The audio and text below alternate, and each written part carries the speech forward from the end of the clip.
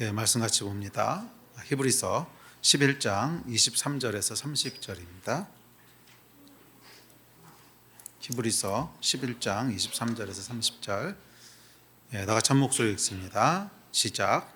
믿음으로 모세가 낳았을 때 그 부모가 아름다운 아이임을 보고 석 달 동안 숨겨 왕의 명령을 무서워하지 아니하였으며, 믿음으로 모세는 장성하여 바로의 공주의 아들이라 칭함받기를 거절하고 도리어 하나님의 백성과 함께 고난받기를 잠시 죄악의 낙을 누리는 것보다 더 좋아하고, 그리스도를 위하여 받는 수모를 애굽의 모든 보화보다 더 큰 재물로 여겼으니 이는 상 주심을 바라봄이라. 믿음으로 애굽을 떠나 왕의 노함을 무서워하지 아니하고 곧 보이지 아니하는 자를 보는 것 같이 하여 참았으며, 믿음으로 유월절과 피 뿌리는 예식을 정하였으니 이는 장자를 멸하는 자로 그들을 건드리지 않게 하려 한 것이며, 믿음으로 그들은 홍해를 육지같이 건넜으나 애굽 사람들은 이것을 시험하다가 빠져 죽었으며, 믿음으로 7일 동안 여리고를 도니 성이 무너졌으며. 아멘.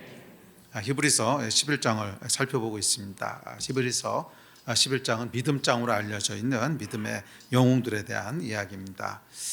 지난주에 우리가 모세에 대해서 살펴봤는데 한 주 더 모세의 이야기를 살펴보려고 합니다. 히브리서 기자가 히브리서 11장에서 이 가장 긴 분량을 할당한 사람이 두 명 있는데, 하나가 아브라함이고 또 한 명이 모세입니다. 이 두 사람을 투톱으로 세우고 있는데, 이 각각의 사람은 대표하는 믿음의 어떤 모습들이 있습니다.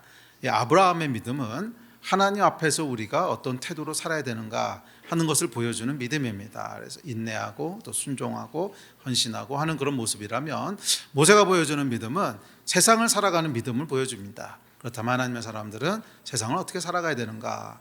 그래서 모세의 이야기는 바로와 대적하면서 시작하지요. 그래서 모세는 세상 왕 바로를 대적하면서 세상을 어떻게 살아가야 되는가 하는 믿음에 대한 이야기를 들려주고 있습니다. 그래서 우리가 지난주에 모세의 믿음의 특징 첫 번째 두 가지를 살펴봤습니다. 하나는 세상을 두려워하지 않는 믿음이고, 두 번째는 세상의 칭함, 왕자라 공주라 이렇게 칭함받는 것을 거부하는 그런 믿음이었습니다. 자, 오늘은 계속 이어서 모세 믿음의 특징들을 몇 가지 더 살펴보려고 합니다.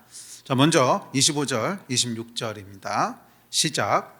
도리어 하나님의 백성과 함께 고난받기를 잠시 죄악의 낙을 누리는 것보다 더 좋아하고, 그리스도를 위하여 받는 수모를 애굽의 모든 보화보다 더 큰 재물로 여겼으니 이는 상 주심을 바라봄이라. 아멘. 자, 세상의 칭함받기를 거부했던 모세는 이제 고난과 수모의 길을 선택합니다. 모세가 보여주는 믿음의 특징 중에 하나는 감내하는 믿음입니다. 감내한다고 하는 것은 감수하고 인내한다 이런 거죠. 그것을 받아들이고 참는다. 그래서 감내하는 믿음입니다. 이 세상을 대하는 믿음은 고난과 수모를 감내하는, 받아들이고 인내하는 그런 믿음입니다. 자, 우리는 하나님을 떠난 세상을 살아가고 있기 때문에 고난과 수모를 피할 수가 없습니다. 그러니까 이 세상을 떠난, 그러니까 하나님을 떠난 이 세상은 하나님과의 반대 방향으로 흘러가고 있기 때문에 그 속에서 우리가 하나님의 질서와 기준대로 선다. 그러면 그것은 물결을 거스르는 거거든요. 물결을, 그러니까 세상의 흐름을 거스르는 거기 때문에 당연히 힘이 들 수밖에 없다는 거예요. 이 거센 물결이 막 흘러가는데 그 안에서 여러분들이 편안함을 느낀다. 그 얘기는 물결이랑 같이 흘러가고 있다는 뜻이죠. 그것을 반대로 거스르러 올라가려면 막 발버둥을 쳐야 됩니다. 그죠? 예, 막 그냥 수영을 하고 있다면 막 발을 이렇게 열심히 저어야 되고, 배를 타고 있다면 노를 열심히 져야 되고, 하여간 발버둥을 쳐야지 거슬러 가지요. 그러니까 하나님을 떠난 세상은 하나님을 대적하잖아요. 그래서 하나님의 질서를 거부하고 대적하기 때문에 반대 방향으로 흘러간다는 거예요. 그래서 그 안에서 하나님의 질서를 향해서 가려고 서 있는 사람은 당연히 어려움을 겪을 수밖에 없습니다. 자, 그래서 성경은 고난을 받으라고 우리에게 권면합니다. 고난을 받으라고 권면합니다. 다음 절 같이 읽어볼까요? 시작. 오직 하나님의 능력을 따라 복음과 함께 고난을 받으라. 복음으로 말미암아 내가 죄인과 같이 매이는 데까지 고난을 받았으나, 자녀이면 또한 상속자 곧 하나님의 상속자요 그리스도와 함께한 상속자니 우리가 그와 함께 영광을 받기 위하여 고난도 함께 받아야 할 것이니라. 아멘. 이 성경은 여러분 고난에 대해서 너무 여러 구절에서 얘기하기 때문에 뭐 일일이 열거하기도 힘들어요. 그러니까 성경은 이 땅에서의 편안한 삶을 약속하고 있지 않아요. 죄악의 낙을 누리고 애굽의 모든 바로 풍성한 삶을 약속한 성경 구절이 있습니까? 없지요. 성경은 항상 고난에 대한 이야기를 합니다. 하나님을 오해하지는 마십시오. 하나님은 당신 백성을 막 굴리고 고통스럽게 하고 이런 걸 즐거워하는 분은 아니세요. 당연히 하나님께서는 우리가 편안한 삶을 누리기 원하시고 풍요로운 삶을 누리기를 원하세요. 그러나 우리가 이 땅에서 고난을 받을 수밖에 없는 이유는 하나님의 어떠하심 때문이 아니라 세상의 어떠함 때문에 그런 거예요. 하나님의 어떠하심 때문이 아니라 세상의 어떠함 때문에 그러는 거예요. 하나님이 창조하신 질서가 있습니다. 그것은 공의로운 것이고 정직한 것이고 사랑하는 것이고 용서하는 것이에요. 그런데 이 하나님을 떠난 세상은 그것과는 반대로 흘러가려고 해요. 미움과 증오와 그다음에 거짓과 속임과 이리로 흘러가려고 하고 있기 때문에 하나님이 창조하신 원래 질서대로 난 살기 원해요 라고 그 방향으로 서는 순간 물결을 거스르게 되는 거예요. 그래서 이 고난을 피할 수 없게 되지요. 그러니까 믿는 자들이 고난을 피할 수 없는 이유, 또 성경에서 고난을 받으라고 한 이유는 하나님이 이상하신 분이라서 그런 것이 아니라 세상이 이상한 놈이라서 그런 거예요. 이 세상이 이상하게 흘러가고 있기 때문에 그 안에서 정상적으로 살려고 하면, 우리를 창조하신 정상적인 인간의 모습대로 살려고 하면 힘이 든 거예요. 물살을 거슬러 올라가야 되기 때문에 그렇습니다. 자, 그래서 어찌됐든지 간에 성경에서는 한 번도 이 땅에서의 우리의 몸이 편안할 거라고 약속한 적은 없어요. 몸이 평안할 거라고 약속한 적은 없어요. 그러나 영혼의 평강은 약속하십니다. 몸은 비록 우리가 이 땅에 타락한 세상에 속해 있지만 우리의 영혼은 하나님 나라에 속해 있기 때문에 영혼은 당연히 우리가 평강을 누릴 수 있어요. 그러나 몸은 타락한 세상을 살아가기 때문에 평강을 누릴 수가 없는 거죠. 몸은 편할 수가 없는 거죠. 또 반대로 생각하면 평강을 약속한다고 하는 건 뭐냐면 상황이 평강스럽지 않다는 뜻인 거 아니에요? 그러니까 평안하라고 얘기하는 거지, 이미 모든 게 다 완벽한데 무슨 평안하라 그러겠어요. 그러니까 우리에게 평강을 주시겠다. 그러니까 예수님께서 제자들에게 평강을 주노라 이렇게 말씀하셨을 때 외부적인 상황은 평강스러운 상황이 아니었단 말이에요. 두렵고 불안하고 한 그런 상황이었으니까 평강을 약속하시죠. 자, 그러니까 이 내적인 평강을 약속하신 것은 외적으로는 굉장히 힘든 상황이라고 하는 것을 상정하고 있습니다. 자, 여하튼지 간에 이 땅은 나그네로 살아가는 불편한 곳이지 영원한 본향이 아니에요. 그래서 믿음의 사람들이 살아가기에는 그렇게 좋은 곳은 아닙니다. 오히려 믿음의 사람들에게는 굉장히 적대적인 곳이 이 땅입니다.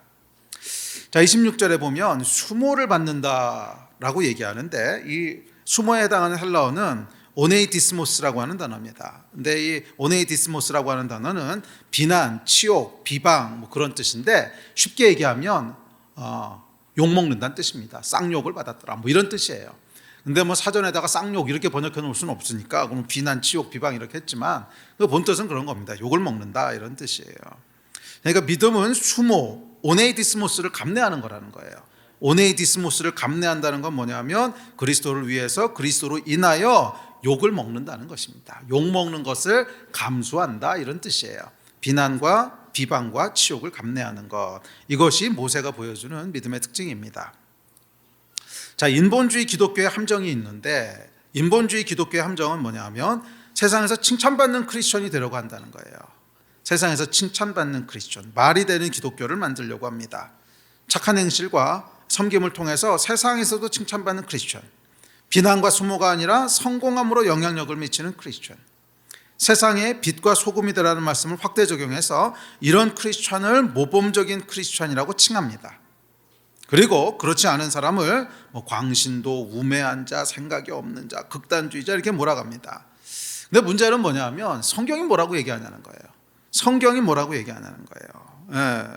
수모를 당하라, 오네이디스모스, 비난과 치욕과 비방, 욕을 먹으라고 말한단 말이에요. 그러니까 인본주의 기독교의 그 함정은 뭐냐면 칭찬받는 크리스찬이 되고 빛과 소금이 되는 크리스찬이 되고 어쩌고 저쩌고 뭐 다 좋아요. 뭐 틀린 말은 아니고 좋은 말입니다. 근데 우리가 특정한 상황에서 일정 기간 그럴 수는 있어요. 그런데 항상 그럴 수는 없어요. 왜? 세상이 하나님과 반대 방향으로 흘러가는데 어떻게 항상 칭찬을 받겠어요? 특정한 기간 동안 특정한 상황 속에서 그럴 수는 있어요. 우리가 아주 아이디어란 상황 속에 있다든지 뭐 특정 기간 동안 약간 분위기가 좋다든지 그래서 우리가 그래도 크리스찬은 참 좋은 사람들이야 이런 얘기를 들을 수는 있어요. 그리고 들으면 감사한 거죠. 하지만 항상 그럴 거를 기대하면 믿음에서 실족하게 돼요. 항상 그렇진 않다는 거예요. 왜? 아니 일단 예수님부터 안 그러셨잖아. 뭐 예수님은 여러분 빛과 소금이 되는 거에 실패하셔서 착하게 못 사셔서 그 온갖 비난을 받고 십자가에 죽으셨습니까? 아니 예수님이 완벽하게 사셨어요. 완벽하게 사셨어도 세상의 모든 쌍욕을 다 들으시고 그러고 십자가에 죽으셨단 말이에요. 아니 예수님이 그러신데 우리가 뭐라고 그거를 피하겠어요? 여러분 항상 우리가 칭찬받는 크리스천이 되려고 하면 실족해요. 다시 한번 얘기합니다. 당연히 우리 빛과 소금이 돼야 되고요. 당연히 착하게 살아야 돼요. 그러나 그거를 목표로 하면 실족한다는 거예요. 그거를 목표로 하면 실족한다는 거예요. 그건 그냥 특정 기간 동안 특정한 상황 속에서 우리가 그렇게 될 수는 있어요. 운이 좋은 거지. 그런데 기본적으로 세상은 어때요? 반대로 흘러간단 말이에요. 기본적으로 하나님과는 반대 방향으로 흘러가는데 어떻게 항상 칭찬을 받겠어요? 뭐 그럴 수 없다는 거예요.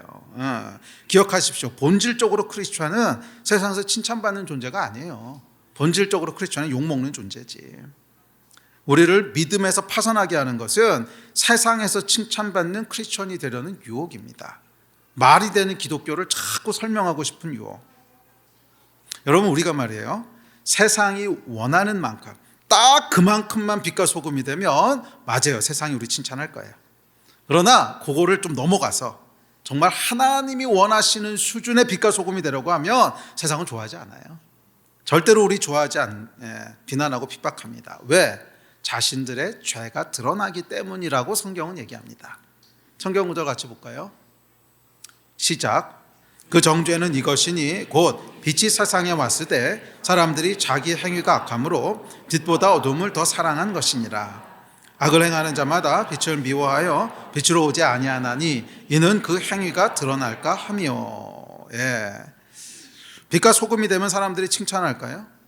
그럼 이 말씀은 뭐예요? 그리고 예수님은 뭐예요? 분명히 성경은 사람들이 빛을 미워할 거라고 해요.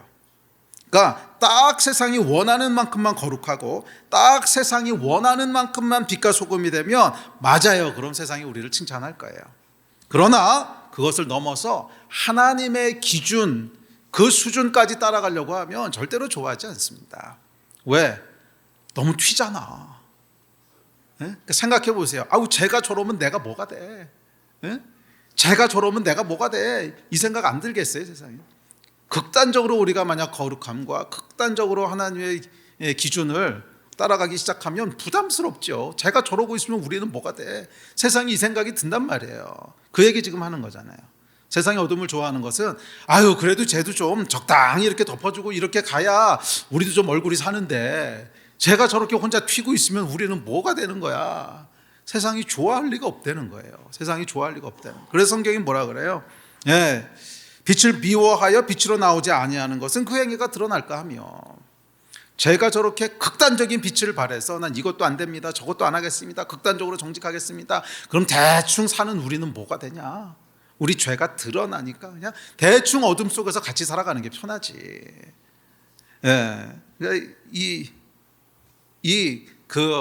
성경은 우리가 정말로 하나님의 기준과 질서를 따라가기 시작하면 세상은 당연히 좋아하지 않을 거라고 얘기합니다. 그러니까 만약에 세상이 우리를 칭찬한다면 둘 중에 하나예요. 일정 기간 특정한 장소에서 우리가 운이 아주 좋은 거든지 아니면 우리가 세상이 원하는 만큼만 빛과 소금의 역할을 해주든지 요거 하면 세상이 칭찬해줘요. 그래서 인본주의 기독교의 맹점은 뭐냐 하면 세상이 원하는 만큼만 빛과 소금이 되라는 거예요. 근데 이것은 엄밀하게 얘기하면 빛과 소금이 되는 것이 아니라 믿음을 타협하는 거죠. 이거 이상 나가면 나도 불편하고 쟤도 불편하고 회사도 불편하고 다 불편해. 그러니까 딱 여기까지만 해. 이게 이제 타협인 거죠. 그러니까 인본주의 기독교는 기독교를 사회 속에서의 종교적 역할로 제한시키려고 합니다. 그 이상은 넘어가지 말라는 거예요. 만약 여러분의 믿음의 여정에 아무런 욕먹은 적도 없고 아무런 고난도 수모도 없었다면 고민해 보셔야 됩니다. 물결을 거슬러 올라가는데 그럴 수가 없거든요. 물결을 거슬러 올라가는데 그럴 수가 없어요. 만약에 여러분 삶 가운데 믿음의 여정 가운데 아무한테도 욕먹지 않고 항상 좋은 사람 소리 듣고 항상 칭찬받고 아무런 그게 없었다면 미안하지만 여러분은 그냥 물결 따라 가고 있다는 뜻입니다. 물결 따라 가고 있다는 뜻이지.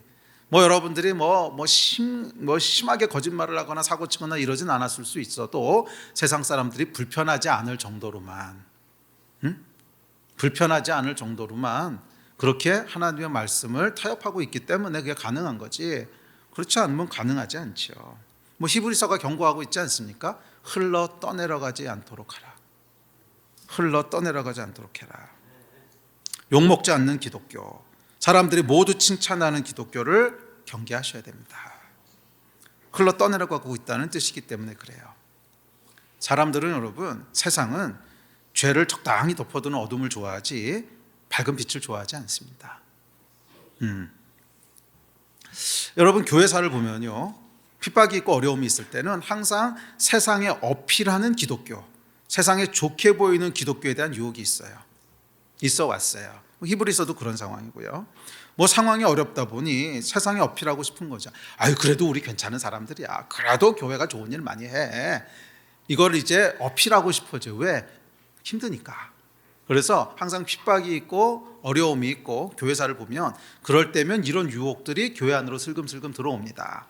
세상에 어필하고 싶은 거예요. 우리 그렇게 이상한 사람들 아니야. 그래도 기독교가 좋은 거 많이 해. 교회가 그래도 내 사회에 꼭 필요한 어떤 거야. 이것을 어필하고 싶어 해요. 그런데 여러분, 복음을 지켜왔던 사람들은 세상이 주는 수모와 고난을 온몸으로 맞서며 영적인 본질과 믿음을 지켜왔던 사람들이지 세상에 어필하는 그럴듯한 기독교를 주장했던 사람들이 아니었어요. 예. 맞아요, 여러분. 교회가 만약에 거룩함을 잃고 세속화되어 있다면 회개하는 것은 100번 옳습니다. 그러나 단순히 교회가 세상에서 비방을 받기 때문에 바꿔야 된다는 말은 성경적이지 않아요. 교회가 맞아요, 여러분. 우리가 세속화되고 타락했다면 당연히 회개하고 바꿔야 돼요. 그런데 그 바꾸는 것은 하나님 앞에서 우리가 잘못되었구나, 그래서 바꿔야 되는 것이지, 세상이 이렇게 말하기 때문에 바꿔야 된다고 하는 것은 아니요, 여러분. 그건 믿음을 타협하는 겁니다. 세상에서 욕먹기 때문에 이렇게 하면 안 돼요. 아니요, 여러분. 하나님께서 불편하시니까 그렇게 하면 안 돼가 되어야 되는 거지. 세상에서 이렇게 바라보니까 우리를 이렇게 하면 안 돼. 이것은 여러분, 어느 정도는 거기 맞는 말이 포함되어 있을 수 있는데 그 태도가 결국 교회를 무너지게 한다는 거예요. 모든 크리스찬과 교회는 여러분, 하나님 앞에서 우리의 정결함을 유지해야 되는 거예요. 세상에서 욕을 먹기 때문에, 세상에서 뭐 하기 때문에, 그러니까 우리가 이렇게 바뀌어야 돼. 뿌리부터 잘못된 거예요. 뿌리부터.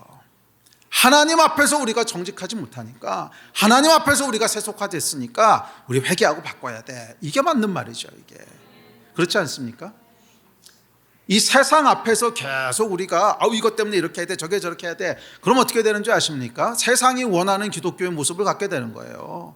세상이 원하는 모습의 기독교의 모습을 갖게 되는데, 그게 어떻게 세상을 구원하겠습니까? 하나님 앞에서 우리가 계속 믿음으로 설 때 그것이 세상과는 다른 세상의 소망이 되고 구원이 되는 교회 모습이 되는 거지. 세상에다가 계속 이건 뭐예요? 세상의 기준에 우리를 맞춰가는 거잖아요. 세상이 이렇게 얘기하니까 교회가 이렇게 욕먹으면 안 돼. 그렇게 해서 맞춰가고, 또 세상이 이렇게 얘기하니까 교회가 이렇게 얘기하면 안 돼. 그래서 맞춰가고. 뭐예요? 세상이 요구하는 것에 교회를 맞춰간다는 거잖아. 그럼 거기에 무슨 영적인 파워가 있겠으며, 거기에 무슨 세상을 구원할 능력이 있겠어요? 그렇게 하면 남는 건 뭐밖에 없냐 하면 착한 사람밖에 남는 게 없어요. 도덕과 윤리 외에는 남는 게 없다고요. 도덕과 윤리가 어떻게 영혼을 구원합니까? 이건 여러분 뿌리부터 잘못된 거예요. 뿌리부터. 그냥 세상에서는 욕먹을 각오하셔야 돼요. 그러다가 운이 좋아서 칭찬받으면 감사합니다. 그런 거지, 칭찬받는 거에 우리의 시선을 두면 안 된단 말이에요. 세상에 칭찬받기를 거부했다 그러잖아요. 우리는 하나님의 목소리에 귀 기울여야 되는 거예요. 하나님이 그렇지 않다고 말씀하실까 봐 두려워해야 되는 거고, 하나님의 말씀 앞에서 우리의 삶을 유지시켜야 되는 거지. 그래야 하나님이 빚어가지고 싶은 교회의 모습이 되는 거지. 세상에 욕먹는 거에 계속 우리의 귀를 기울이면 세상이 요구하는 모습대로 만들어져 간다는 건데 그게 무슨 소망이 있겠어요? 이거 속지 마시라는 거예요. 이거 속지 마시라는 거예요. 예. 교회가 세상에서 비방을 받기 때문에 젊은이들이 교회에 등을 돌린다, 뭐 이런 얘기들 요즘 많이 합니다. 예. 천만에요, 여러분. 그것은요, 번지수를 잘못 찾아도 한참 잘못 찾은 거예요. 젊은이들이 교회를 떠나는 이유는 교회가 세상에서 욕먹기 때문이 아니에요. 교회에서 영적으로 얻을 게 없으니까 그런 거지. 솔직히 그런 거 아닙니까? 세상의 비방 때문이 아니. 요즘 젊은이들 MZ 세대가요. 이 MZ 세대 문화를 좀 이해하는 게 필요하는데 얘네들은 세상의 기준으로 자신들을 평가하는 거 별로 신경 쓰지 않습니다. 포스트 모더니즘 시대인데 별로 신경 쓰지 않아요. 요즘 MZ들이 유행하는 힙합 들어보십시오. 내용이 다 뭐냐 하면 세상 눈치 보지 마라, 그냥 너 하고 싶은 대로 해. 이게 이 세대의 스피릿인데 그런데 세상이 비방한다고 교회를 떠나요? 아이고, 이거는 착각도 정말 큰 착각입니다. 젊은이들을 몰라도 너무 몰라서 나오는 소리고요. 젊은이들이 교회를 떠나는 것은 세상이 교회를 욕하기 때문이 아니에요. 교회가 매력이 없어서인 거지. 교회가 매력이 없어서인 거예요. 교회 별로 새로울 것도 없고 영적인 매력도 없고 그냥 지루한 종교야. 이것이 젊은이들이 교회를 떠나는 진짜 이유 아닙니까? 영적으로 얻을 게 있으면요, 쌍욕을 먹어도 나옵니다. 진짜 영적으로 먹을 게 있으면 쌍욕을 먹어도 나와요. 생각해 보세요. 예수 그리스도는 십자가를 통해서 진짜 쌍욕을 먹으신 분이세요. 세상에서 가장 큰 비난을 받으셨지만 그 당대에도 수천 명 수만 명이 예수께로 돌아오지 않았습니까? 뭐 세상이 욕한다고 해서 떠났어요? 아니요. 세상은 쌍욕을 하는데 수만 명이 예수께로 돌아왔어요. 또 교회사를 보면 교회는 내적으로 세속화되었을 때 몰락했지 외부의 핍박으로 욕먹는다고 몰락한 적은 한 번도 없습니다. 인본주의자들의 말을 경계하십시오. 인본주의자들의 말을 경계하세요. 자, 인본주의 기독교는 세상을 향해서 말이 되는 기독교로 설득하려고 합니다. 우리는 뭐 착한 사람들이야, 어떤 사람들이야, 뭐가 어쩌고 뭐가 말이 되는 기독교. 그러면 사람들이 하나님께로 돌아올 거라고 말해요. 그래서 무슨 인문학이니 철학이니 뭐니 잔뜩 복음에다가 양념을 묻혀가지고서 그렇게 전하려고 합니다. 그러나 성경에 보면 아덴에서 바울이 실패했던 걸 생각해 보세요. 아덴이라고 되어 있는데 그게 지금 아테네죠. 아테네. 바울이 아테네에 갔을 때 이 아테네가 어떤 데입니까? 철학자들의 도시 아니에요. 거기서 바울이 아싸, 여기서 내가 해볼 수 있어. 이 바울이 한 철학하는 사람 아닙니까? 어떤 철학자하고 붙어도 자신이 있는 거죠. 그래서 이 화려한 철학으로 그냥 박살을 냈던 것 같아요. 바울한테 누가 감히 이겼겠어요. 바울이 완벽한 논리와 완벽한 철학적인 근거를 가지고 쫙 설명해서 다 압살을 했는데 문제는 그렇다고 하나님께 돌아온 사람은 별로 없었다는 거예요. 몇 명 있었던 것 같아요. 근데 거의 없었다는 거예요. 대실패를 경험합니다. 그리고 나오는 고백이 고린도전서 2장 2절이죠. 자, 시작. 형제들아, 내가 너희에게 나아가 하나님의 증거를 전할 때 말과 지혜의 아름다운 것으로 아니하였나니 내가 너희 중에서 예수 그리스도와 그의 십자가에 못 박힌 것 외에는 아무것도 알지 아니하기로 작정하였음이라. 아멘. 이게 이제 아덴에서 대실패를 경험하고 고린도에서 전했던 말씀이에요. 내가 아덴에서 화려한 말과 완벽한 논리를 가지고 설득해서 말이 되는 기독교를 전했는데 대실패였다는 거예요. 그래서 고린도에서는 어떻게 하겠다는 거예요? 말과 지혜의 아름다운 것. 말과 지혜의 아름다운 것. 말과 지혜의 아름다운 게 뭐겠어요? 말이 되는 거, 이해가 되는 거, 논리적으로 완벽한 거. 그걸로 안 하고 말이 안 되는 거, 십자가. 말이 안 되는 거. 말이 되는 기독교를 설득한 것이 아니라 인간의 생각으로는 이해할 수도 없고 범접할 수도 없는 그런 영적인 진리, 십자가를 가지고 했다는 거예요. 그렇게 대놓고 전했다는 거예요. 말이 안 되는 기독교지. 그런데 여기서 큰 열매를 봅니다. 여기서 큰 열매. 이게 바울의 고백이고 성경이 전하고 있는 진리 아닙니까? 말이 되는 기독교를 하면 사람들이 돌아올 거라고요? 착하게 살면 돌아올 거라고요? 아이고, 착각도 참. 착하게 살아서 돌아올 것 같으면 착각입니다. 착각. 우리가 나쁘게 살자는 얘기는 아니에요. 우리가 나쁘게 살면 당연히 안 돌아옵니다. 그건 뭐 당연한 얘기예요. 그런데 착하게 산다고 돌아온다. 이것도 착각이에요. 세상이 보기 원하는 것은 말이 되는 기독교가 아니에요. 영적인 기독교지. 말이 되는 기독교가 아니에요. 우리를 구원할 기독교. 이 영적인 능력을 보고 싶어 하는 거지. 그렇지 않습니까? 제가 아는 목사님 한 분이 계신데, 이분이 이제 청빙을 받으셔서 이제 어느 교회를 가게 되셨어요. 근데 이분이 그 청빙을 받아서 가봤더니 이 지역이 좀 특수한 지역이어가지고, 그래서 교인들의 절반이 박사들이에요. 교인의 절반이 박사고, 그 다음에 교수고, 이게 그냥 질비한데요. 목사님 얼마나 긴장하셨을지. 그래서 가시면서부터도 이 사람들에게 말씀 잘못 전했다가는 그냥 살아남지를 못하겠구나. 그래서 정말 잘 설교를 잘 준비해서 이해시키고 그래야 되겠구나. 그래서 인문학, 철학, 과학 그냥 온갖 세상 지식을 다 동원해 가지고 설교를 했는데 대실패를 했다는 겁니다. 대실패. 그래서 어느 날 에라 모르겠다, 이래도 안 되고 저래도 안 되는 거 그래가지고 그냥 대놓고 얘기했대요. 여러분 성령 받아야 됩니다. 여러분이 똑똑하면 얼마나 똑똑합니까? 여러분이 세상에서는 박사일지 몰라도 영적으로 아는 거 하나도 없잖아요. 영적으로는 어린아이 아닙니까? 그건 내가 더 잘합니다. 기도를 해도 내가 더 잘하고, 그리고는 기도하는데 병이 막 낫기 시작하더라는 거예요. 그리고 교회가 대부흥을 했답니다. 진짜예요. 여러분, 무엇이 사람들을 돌아오게 할까요? 말이 되는 기독교입니까? 아니면 영적인 기독교입니까? 교회가 힘을 잃는 이유는 세상을 설득하지 못해서일까요? 아니면 영적인 힘을 잃어버렸을까요? 혹시 여러분의 믿음은 어떠십니까? 세상으로부터 칭찬받는 믿음입니까? 아니면 충돌하는 믿음입니까? 참 세상의 빛과 소금입니까? 아니면 세상이 딱 좋아할 만큼만 빛과 소금의 역할을 하는 타협입니까? 다시 말하지만 욕 안 먹는 기독교라는 건 없습니다. 욕 안 먹는 믿음이라는 건 없어요. 우리는 그리스도를 위하여, 그리스도로 인하여 욕을 먹어야 되고요. 손해와 치욕을 그냥 감내해야 됩니다. 이게 없으면 믿음도 없는 거예요. 모세가 보여주는 믿음의 특징입니다. 인본주의의 말에 속지 마세요.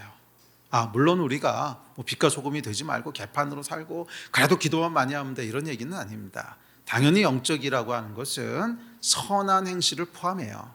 당연히 영적이라고 하는 것은 정직함을 포함하고요, 용서와 사랑을 포함합니다. 그래서 결과적으로는 그렇게 돼야만 해요. 하지만 그게 우리의 목표가 되면 안 된다는 거예요. 그게 우리의 목표가 되는 순간 기독교는 세상에 의해서 길들여집니다. 세상에 의해서 만들어지는 인본주의 종교 이상은 안 된다는 거예요. 우리가 눈치 봐야 될 건 하나님이지 세상이 아닙니다. 아멘이십니까? 네, 세상은 여러분 말이 되고 이해가 되는, 그러니까 성경에서도 착하게 살아라, 정직해라 이런 것만 좋아하지 그 이상의 십자가와 영적인 진리와 영원한 구원과 듣기 싫어해요. 그러면 세상에서 욕 안 먹으려면 이런 거 다 빼고 얘기해야 된단 말이에요. 다 빼고 얘기해야 돼요.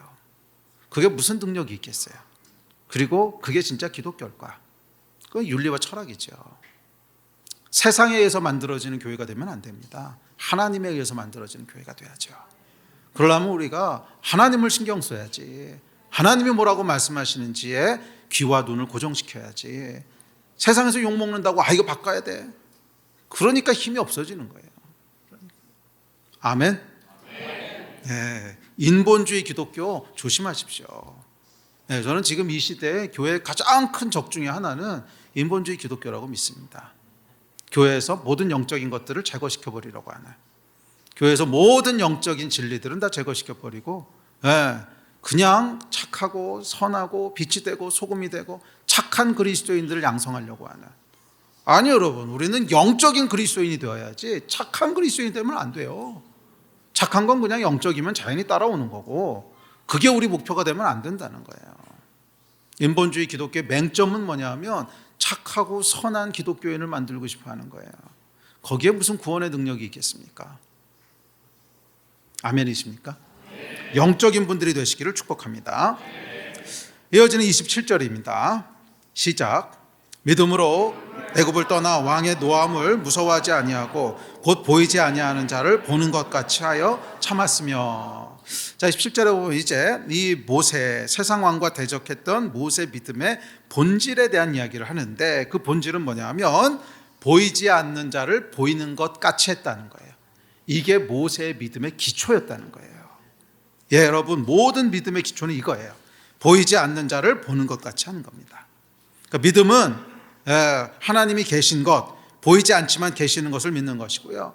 그분이 상 주시는 이신 것, 보이지 않지만 상 주시는 분이신 것을 믿는 거예요. 그러니까 즉 믿음은 보이지 않는 분을 보이는 것 같이 하는 것입니다. 하나님이 지금 여기 우리 앞에 계신다면 우리는 어떻게 행할까? 그렇다면 보이지 않아도 그렇게 행하라는 거예요. 이게 믿음입니다. 단순한 것 같지만 믿음의 핵심이 여기 있습니다. 마치 하나님이 지금 여기 계신 것처럼 생각하고 판단하고 말하고 행동하는 거예요.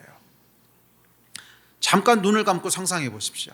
잠깐 눈을 감고 상상해 보세요. 지금 여기 하나님이 계세요. 감으라는데 왜 안 감으세요? 잠깐 눈을 감고 지금 하나님이 여기 계세요. 내 앞에 하나님이 서 계세요. 내 앞에 하나님이 서 계세요. 그 느낌, 그 감각. 이제 눈 뜨셔도 돼요. 그 느낌, 그 감각이 믿음의 기초라는 거예요. 이게 믿음의 기초라는 거예요.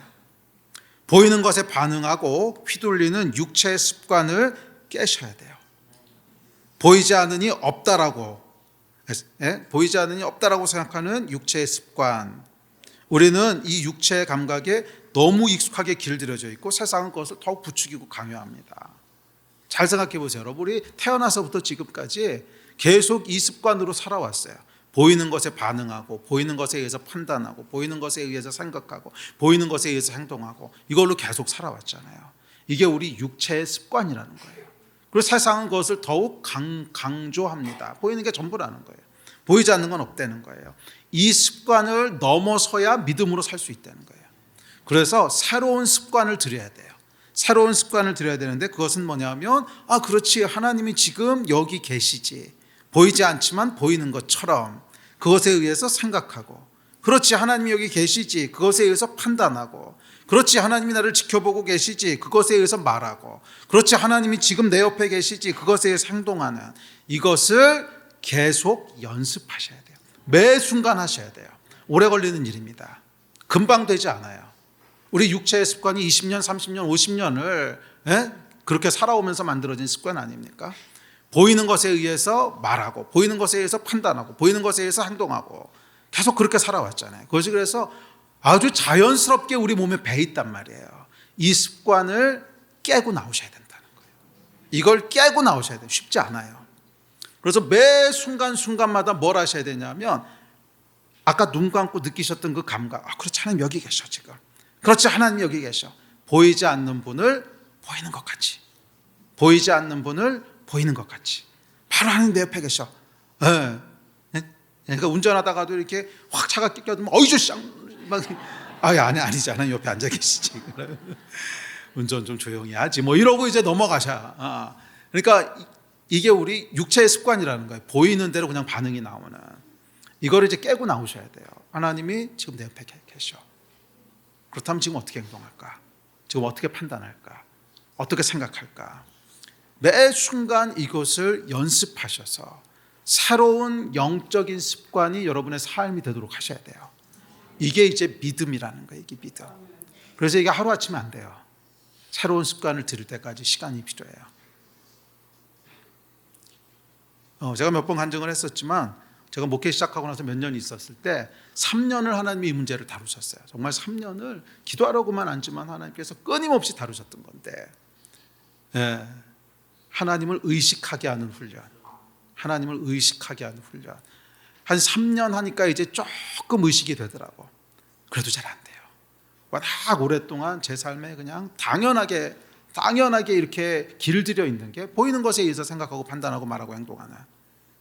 이거 바꾸는데 3년으로도 잘 안 되더라고. 근데 3년을 성령께서 집요하게 다루시니까 조금 감각이 생기더라고요. 조금. 그렇지, 하나님 여기 계시지. 그렇지, 하나님 여기 계시지. 그래서 말하는 거, 판단하는 거, 행동하는 게 조금씩 달라져요. 이게 여러분 믿음인 줄 믿습니다. 믿음은 보이지 아니하는 자를 보는 것 같이 하는 거예요. 아멘. 자, 다음 28절 29절입니다. 시작.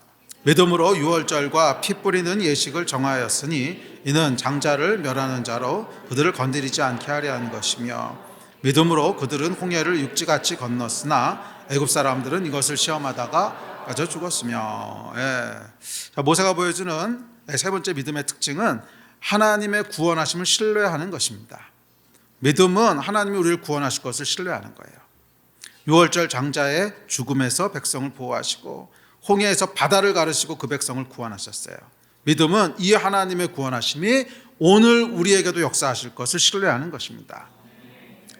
세상은 여러분 결코 우리에게 호의적이지 않습니다.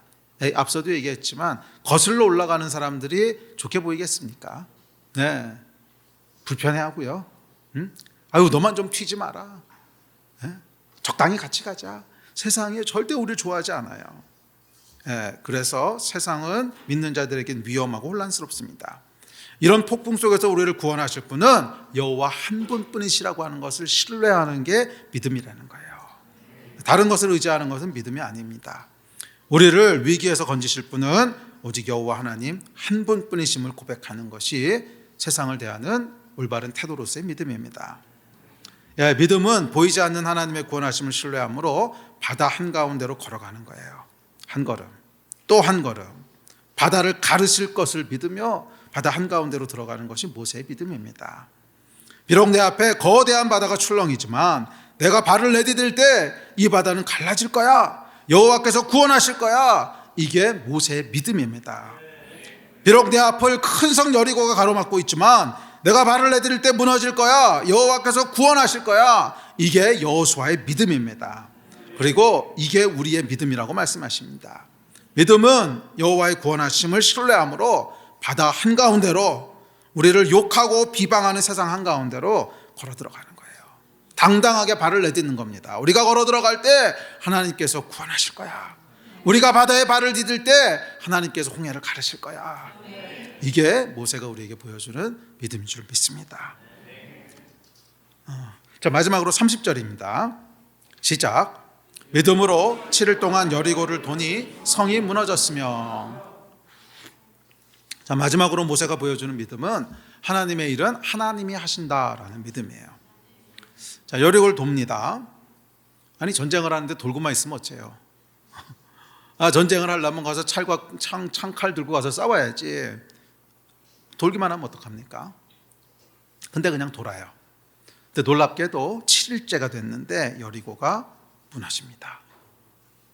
우리가 가서 친 것도 아니고 돌을 던진 것도 아니고 그냥 무너져요. 이 메시지가 뭐겠어요? 하나님이 이스라엘 백성에게 주시는 메시지가 뭐겠어요? 이 전쟁은 내가 하는 거야, 이거 아닙니까? 하나님의 일은 하나님이 하신다는 거예요. 내가 나서서 대신해 드리는 게 아니에요. 많은 경우 우리 하나님을 믿는다고 하면서도 일단 먼저 몸이 움직입니다. 왜? 못 믿어오니까. 내 몸이 먼저 움직여요. 물론 몸이 움직이는 것 자체가 문제는 아닙니다. 마음이 문제죠. 이 마음에 여러분 하나님을 믿는다고 하면서도 평강이 있는 게 아니고 조바심이 있어요. 조바심이 있다고 하는 건 뭐예요? 못 믿어온 거죠. 하나님의 일은 하나님이 하셔라는 믿음이 있으면 함께 따라오는 게 뭔지 아십니까? 느긋함이에요. 느긋함. 샬롬. 그냥 하나님이 하셔. 아유, 하나님이 하셔. 이건 이제 샬롬이 있는데 이게 안 되면 뭐가 오냐면 조급함이 와요. 그래서 내가 하나님을 위해서 뭔가를 대신해 드려야 될 것 같아. 물론 샬롬이 있는 사람이 충성된 마음으로 뭔가 하는 건 좋은 거죠. 그런데 조급함 때문에 하는 것은 뭐예요? 믿음의 문제라는 거예요. 우리가 저지르는 실수 중에 하나는 하나님의 일은 하나님이 하신다고 하는 걸 신뢰하지 못하는 거예요. 분명히 하나님이 여리고를 무너뜨리시려고 하셨는데 못 믿어오니까 내가 군대를 동원해, 이런 거. 아브라함이 대표적으로 그런 거 아닙니까? 너의 자손이 바다에 모래알같이 많을 거야. 아무리 둘러봐도 하나님 실수하신 것 같아. 이 사라가 지금 나이가 몇인데 아무리 둘러봐도 하나님이 실수하셨어. 내가 좀 도와드리지 않으시면. 않으면 하나님 곤란하실 거야. 그래서 도와드린 게 이스마엘 아닙니까? 그래서 도와드린 게 이스마엘이고 그것 때문에 얼마나 고생을 합니까? 이게 이제 믿음의 문제라는 거예요. 하나님의 일은 하나님이 하신다고 하는 게 신뢰가 안 되면 내가 뭔가 해드려야 될 것 같은 조바심들을 가지게 되는 거예요. 아니 여러분, 하나님께서 여리고성을 통해서 우리에게 보여주시는 명확한 메시지는 뭐냐면 하나님의 일은 하나님이 하신다는 거예요. 네가 나서서 설치지 말라는 거예요. 이 전쟁은 하나님께 속한 거예요. 그러니 평강하라는 거예요. 샬롬하라는 거예요. 여러분, 어떤 경우에도 샬롬 하시기 바랍니다. 하나님이 약속하셨으면 하나님이 하세요. 아멘. 이 평강 가운데 거하는 여러분 되시기를 주의 이름으로 축복합니다. 예배팀 앞으로 나오십시오.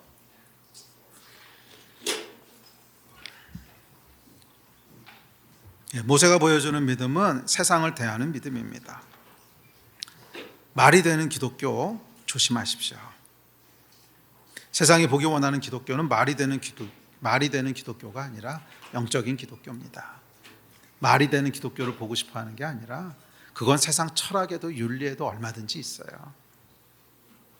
그것을 뛰어넘는, 우리의 이성으로는 다 이해할 수도 없고 설명할 수도 없는, 그러나 역사하는 이 영적인 기독교를 보고 싶어 하는 거지, 세상은 여러분 말이 되는 기독교를 보고 싶어 하는 거 아니에요. 속지 마십시오. 착한 사람이 아니라 영적인 사람이 되십시오. 이거 제자 훈련할 때 제가 항상 강조하는 말이거든요. 너는 착한 사람 되려고 하면 안 돼. 영적인 사람이 돼야지. 오늘날 많은 크리스찬들이 인본주의의 목소리에 속아요. 착한 그리스도인이 좋은 그리스도인이라고 생각을 해요. 뭐 착한 거 당연한 겁니다. 당연히 나쁜 그리스도인이 되면 안 됩니다. 뭐 거짓말하고 속이고 이런 사람 되면 안 됩니다. 당연히 우리는 삶의 모범이 돼야죠. 한데 그건 그냥 결과예요. 결과. 영적인 그리스도인이 되면, 영적이라고 하는 건 뭐예요? 하나님의 말씀에 절대적으로 순종하는 거 아닙니까? 그러면 그냥 착한 건 당연히 따라오는 거지, 그게 우리 목적이 아니에요. 자칫 착한 그리스도인이 되려고 하면 하늘이 아니라 땅을 살아가는 사람들이 돼버리고 맙니다. 땅에 속한 기독교를 만들게 되는 거예요. 아니요 여러분, 복음은 하늘에 속한 거예요.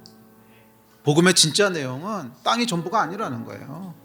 하늘에 하나님이 계시고 그 하나님이 우리를 창조하셨고 우리가 영원히 돌아갈 곳은 그 하늘이야. 이게 복음의 진짜 내용 아닙니까? 복음은 여러분 하늘에 속한 거예요. 인본주의 기독교는 그 복음을 땅의 것으로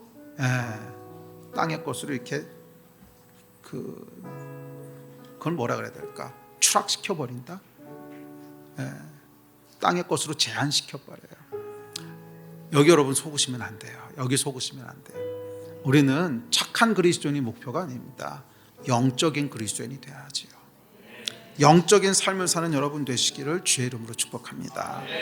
세상에 의해서 길들여지시면 안 돼요. 세상이 욕한다고 해서 움츠러들지도 마시고요. 세상의 기준대로 움직이려고 하지 마십시오. 우리는 하나님의 기준으로 움직이는 사람이지 세상의 기준으로 움직이는 사람 아닙니다. 적당히 착하면 세상이 칭찬하겠지만 그거 넘어가면 세상이 욕할 겁니다. 그것에 귀 기울이지 말라는 거예요.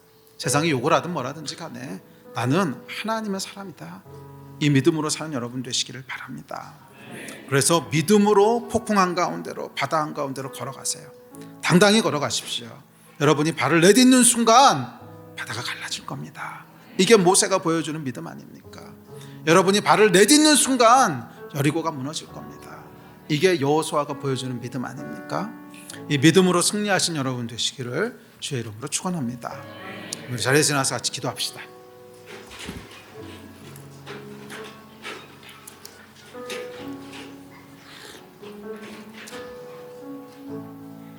우리 믿음을 한번 같이 구합시다. 하나님, 우리에게 믿음의 은혜를 부어주십시오. 믿음으로 살아가는 자가 되게 하여 주십시오. 세상에 귀 기울이는 자가 아니라 하나님께 귀 기울이는 자가 되게 하여 주시고, 그래서 착한 그리스도인이 아니라 영적인 그리스도인이 되게 하여 주십시오. 믿음으로 바다 한가운데로 걸어가는 믿음의 사람이 되게 하여 주시고, 우리를 구원하실 여호와 하나님을 신뢰하며 보이지 않는 분을 보이는 것 같이 살아가는 믿음의 습관들이 우리 것이 되게 하여 주십시오. 이 마음 가지고 우리 주여 한번 부르짖고 다 같이 합심해서 기도하시겠습니다. 주여,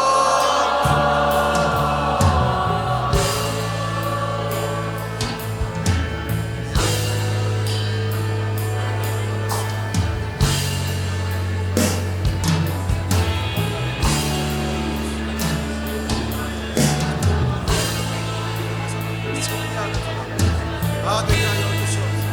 되게 하여 주시옵소서.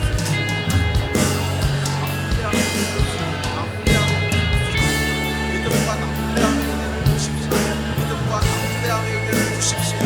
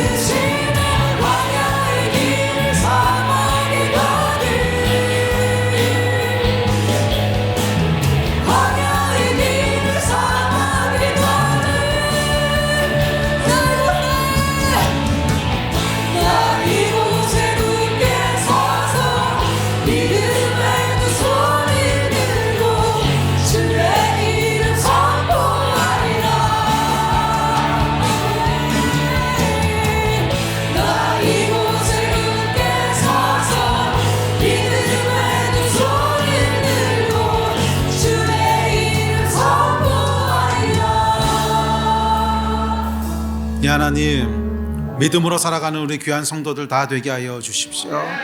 세상에 의해서 길들여지는 성도들이 아니라 세상을 향하여 믿음을 선포하며 영혼을 구원하는 성도들 다 되게 하여 주시옵소서. 우리 하나님 앞에 살아가는 믿음의 사람들 되기를 간절히 소원합니다. 세상이 무서워, 세상에 욕먹는 것이 무서워 거기에 의해서 길들여지는 성도들이 되지 말게 하여 주시고, 하나님을 두려워하며 하나님을 경외하며 하나님을 사랑하며 하나님 앞에 살아가는 믿음의 사람들로 다 살게 하여 주시옵소서. 그래서 인본주의 기독교가 아니라 영적인 생명을 가진 세상을 구원하는 그런 교회, 또 그런 성도들 다 되게 하시기를 간절히 소원합니다. 감사합니다. 주 예수 그리스도의 이름으로 기도했습니다. 아멘, 아멘.